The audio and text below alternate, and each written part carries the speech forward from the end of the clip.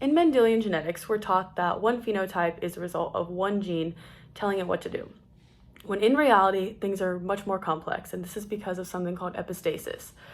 This is when two or more genes contribute to the same phenotype. And in this situation, one of the genes can mask or modify or inhibit the action of the second gene in the phenotype. So a good model for this is like walking a dog.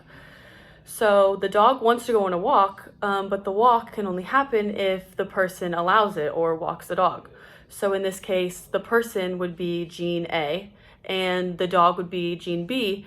And basically gene A is allowing gene B to work or contribute to the phenotype, which is going on a walk. So how does this affect phenotypes? Well, one of the ways that epistasis can affect phenotypes is through single recessive epistasis. So looking at, for example, the color of fish. So let's just say fish have two genes that contribute to the scale color, genes A and B. So here, if you have one big B, you're going to be a blue fish. If you have two little b's, homozygous recessive, you are going to be a red fish. But gene A contributes to if the fish even has pigment at all. So in this case, you need at least one dominant A for the fish to not be stuck in the colorless precursor. If the fish has no big A, then the fish is going to be colorless and have no pigment, and gene B is not going to be able to work. So let's look at a dihybrid cross in two blue fish. So both of the fish have pigment and they're heterozygous for both genes. So when you cross these two fish, their offspring, they're going to be 9 blue fish, 3 red fish, and a new phenotype of the 4 white fish.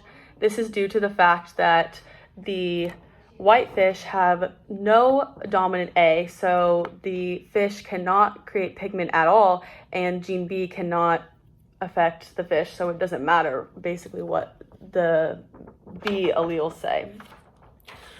In another situation, we have a blue fish and an already colorless fish, so it has no dominant A, and this will obviously have an impact on their offspring. A greater portion of them will be white.